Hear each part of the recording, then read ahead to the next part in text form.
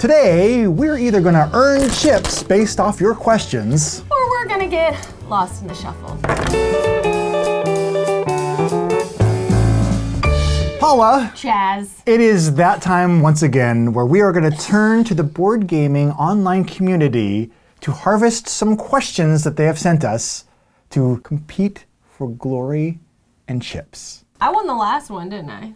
Paula, I think you've won every one of them. No, we've tied as losers, I think, twice. Oh, better! Certainly better, yes. Tying for loser is definitely better than just not winning. I almost lost the last one. This is my chance to redeem myself because we are once again going to wager chips on how well we think we can answer tabletop trivia that you, the viewers, have sent into us. Today is a special episode because viewer Sheldon Buwarski was very inspired and has sent in enough questions to fill up an entire episode. Oh boy. So this we then do. We're gonna have 7 questions, all from Sheldon, and we're gonna wager our chips. Now, how are we gonna wager our chips? It changes every time, Chaz. I don't know. You tell me. Here's what I came up with 5 minutes ago. Like last time, we have a deck, a hand. We have some cards. We have 8 cards in our hands. We have these cards. These cards are going to represent how many chips we are wagering each question. We got 2 2s. We got 4. We got 6. We got 8. We got 10. And those represent how many of our chips we will be wagering on that question. Yes. Now, each card we can only use once. So if we wager 8, well, that 8 is out of the mix for the rest of the game. Okay. The astute among us will also have noticed that we got a joker each. Joker's wild. We can wager any number of chips greater than 1, all right? Greater than 1, greater than 0? Greater than 0 to answer these multiple choice questions. Ace is all in. All in, baby. Also to clarify, if you only have 5 chips per se, and you were to play a 10, well, Some might call that a good strategy. the most chips you could win is the chips you have on the table. Okay. If the wager is higher than the number of chips you have, it becomes an all-in. Okay. Speaking of all-in, if you would bust, instead of losing any chips, actually your opponent just wins the number of chips you have on the table that were wagered. So that covers our cards and how the wagering works. We have one more little twist. I am going to place your wagers, and you are going to place mine. Oh no. Other than that, all the rules are the same. Are you ready for Sheldon's first question? I'm ready for Sheldon's first question. Also, hey, we want to be sure to give Sheldon's Blue Sky account a shout out. It's Buwarski at Blue Sky area on the web, and you'll find a link to it down in this video's description. So go tell Sheldon congratulations and thank him for all the hard work putting together all these questions. Yep. Sheldon asks us, do we know, in the VHS board game Nightmare, who was the actor who played the gatekeeper? Oh no. Was it A, Taika Waititi, B, Louis Tully, C, Wedge Antilles, or D, Wendell Nazul? Oh no. Sheldon's gotten tricksy in this. Sheldon has indeed gotten tricksy. And I'm pretty sure it's Wedge Antilles. That name does sound familiar for some reason. Taika Waititi, old enough to have been in this game? That's a good question. I will be honest, I don't know who the other 2 people are. Well, I got your bid. That's what you're bidding. It's gonna be tricksy and just make you go all in right at the beginning and hope that you just lost everything. Oh, now I'm really gonna try. I didn't do that. I didn't do that. That's I a bid good something strategy else. though. I'm locking in this answer. I'm saying this and I don't know. I know that Wedge Antilles is a character in Star Wars. And I know that Louis Tully is the character from Ghostbusters who lives across the hallway from Dana. Oh, that's Rick Moranis' character. That's Rick Moranis' character, yes. I know who Taika Waititi is, but again, I don't know if he's old enough. I think if Taika Waititi had been the gatekeeper, we would have heard about that. Yeah. I almost said D Winanti Nasul, but then I was worried that wasn't a real person, and so I went with... I took that risk. I went with Louis Tully, forgetting that was the name of Rick Moranis' character. And he gave us 2 fake people. Sheldon. He may have given us 3. Let's find out. Who's Winanti Nasul? A real person. He's the gatekeeper. Did I got it right. You got it right. I'm glad I didn't go all in with you. I bid that you were going to get sick. Oh. 6. And I'm losing 2. You're only losing 6. Kind Yeah, to you're me. only losing 2. Chaz, I'm embarrassed and I apologize. It's Louis Tully. He lives on Central Park West. Hooray for me! Oof. And you're 2. Oop. And you're... At least Take this. Put it away. what's Sheldon's next diabolical question? Sheldon's next diabolical question is thus. What motivated Milton Bradley to create the checkered game of life? Oh no. This was a conversation that Paula and I just had. Off camera.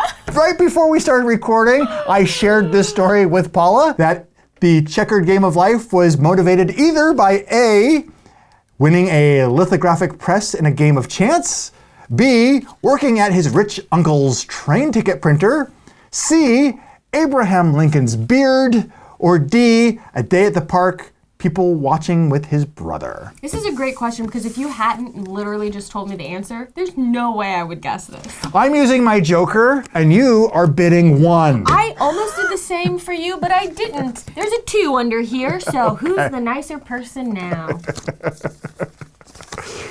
Well, locked in my answer. Locked in. Is it any surprise to anyone at this table that the answer is C, Abraham Lincoln beard. On 3. 1, 2, 3. Louis Tully. Louis Tully's beard. Louis Tully's beard. Well, I win 2 chips. I win 1 chip, you skunk. Go ahead. What was the original patented name for the board game Clue? A, the detective game. B, Knives Out. C, Moida. Or D, Cluedo. The original patented name. I seem to recall that Clue was not the original patented name. Here's what your wager is. This is so tricky bidding for the other person. Because I want you to get it wrong so that you lose this number of chips. But if you get it right, I've just given you so many points. I'm so bent out of shape about the Abraham Lincoln question because when I was telling you that story, it was obvious you did not know that tale. I did not know. And I was like, should you be telling me this now or should you be saving this for an episode? I should have been saving it for this episode right now. Oh, I would be swimming in chips. Yeah. Unfortunately, that's not how life works. No. I have a locked-in answer. I also now have a locked-in answer. I locked in A, the detective game. It describes what Clue is, but it's generic enough that some marketing person must have said, that's good, but let's just change everything about that title. Here's what I'm hoping. I said D, Cluedo, and here's why. Because this is what they call this game, not in the US. And I'm wondering if Cluedo was the original patented name that just got changed to Clue for the US. So I don't know. That's like a bit of a tricksy, twisty. I could definitely see that tricksiness. And that's why... It's murder? It's murder? That's why we're both going to lose points. Because... I should have put you all in. I almost did, but I didn't. What did you do? I lose 8. All right, 2. What did I lose? 6. 4. It wasn't too mean. I thought Clue, it's your favorite historical game growing up, so I thought you would know a lot about Clue trivia. I only have 5 points left. And I have been playing it cool. I have 10. Even after you just lost 8. Have I been cheating? You've just been doing better than me. Wow, that's that foreign feeling I'm not familiar with. Yeah. Which country was Trivial Pursuit created in? Canada, England, USA, or New Zealand? I don't know any of these, Sheldon. I don't know the answers to your questions. I know what I want you to give me. Uh-oh. I don't like that you said that. That made me change my mind. I have a hunch. I'll go with that. I have a hunch. New Zealand is such a wild card in there. Does that mean that's where it was created? Why would you say Canada, England, USA, New Zealand? So far away from all those other places. I have an answer. All right. And it's a total guess. Well, my hunch was the good old USA. Well, I almost said that, and then I changed my mind to Canada. Oh! I don't know, why look not? at this. Canada. Right there, yeah. I figured USA because Trivial Pursuit is such a language-driven product with all of those cards. So I figured, okay, English is its native language, so it's probably got to be America. But all these countries speak English. Let's go to what the answer is. The English-speaking country that did create Trivial Pursuit is Canada. Oh, Canada. Oh. I wish I had given you a bigger bid. You think Trivial Pursuit and you think Rodney Smith. No comment. Well, I'm gonna get it right. I lost 4. And I Went all in. lose. So I get 5, doubled my money. So 10-6. Ooh, I've pulled ahead. Is it gonna happen again? Am I gonna suddenly at the end of the game come in for a sweeping victory? What Universal Studios monster does not, repeat, does not appear on the side panels of the box for Horrified? I'm horrified by your question, Sheldon. On the side panels, okay. Is it A, The Bride of Frankenstein, B, The Invisible Man, C, Creature from the Black Lagoon, or D, The Wolf Man? What are all of these monsters in this game? There's your bid. And there is my locked in answer. Pre-bid. I'm locking it in. Do with that what you will. Here's your bid. And my answer is this. I went with the Wolfman. Here's why. Okay. Bride of Frankenstein, I think might be the only female character in the Horrified lineup. So you're definitely going to include that character on the side panels. I thought maybe she wasn't even in the game. Oh. Invisible Man, you got to include Gotta him on the include side him. panels because it's going to be funny that it's just, okay. The hat. Yeah, just the hat. Creature from the Black Lagoon. Monster. Monster. Gotta put him Yeah. on there. I thought, is the Bride of Frankenstein in the game? But I'm realizing, the version of this that I've played is the American one. So I'm picturing, I think they have maybe they have a Dogman type character in the Chupacabra? American one. Or yeah, they definitely have the Chupacabra in there. So, why would you not put Bride of Frankenstein in your game? And if it's in your game, 100%, it's got to be on the box because you got to be like, look, a girl. Well, let's find out if our absolutely solid reasoning pays off. The character that is not on the side panels of the Horrified box is the Invisible Man. Oh, missed opportunity for a great visual gag, I must say. How many chips did you have me lose? You had me lose 10, so essentially an all-in. Oh, you gain 6 then. But I lose 6, so I net nothing. Oh, net nothing. That could be the new name of this game. Net nothing. You might think it's like nothing but net, but it's actually the opposite of that concept. Yes. And we're not only talking about our points, but also the knowledge you'll gain from this trivia. Net nothing. The penultimate question is this. What real, sold in store with a great preamble to this. This is real. Okay. Matthew Jude did not make this up. What real, sold in stores tabletop game did Pee Wee Herman bring with him on Late Night with David Letterman, Halloween of 1983? Ooh. Was it A, Shrieks and Creaks, B, Green Ghost, C, I Want to Bite Your Finger, or D, Operation? This is a great question. Honestly, I know I'm complaining a lot about these questions because I don't know the answer, but these are all really great questions, Sheldon. Are you a big early 80s late night television fan?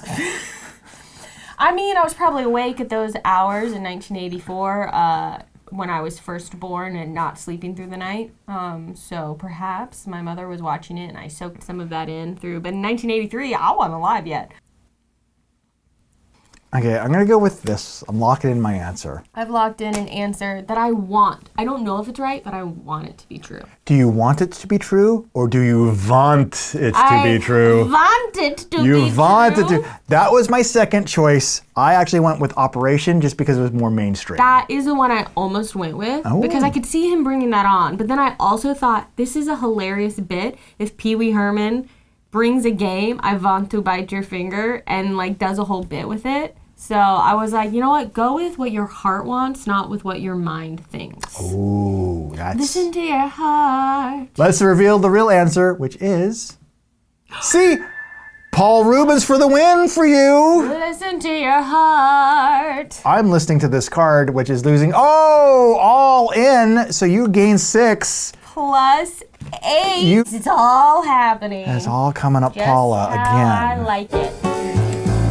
I love when we get to the end of the game and the parrot place in front of me looks like this. Yeah, I wonder what that feels like. Are you ready for the final question? Yeah. Do-do-do-do.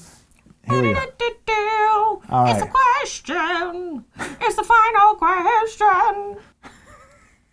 What wrong fact about Columbo got the creators of Trivial Pursuit, made in Canada, taken to court as proof they copied a trivia book to make their game?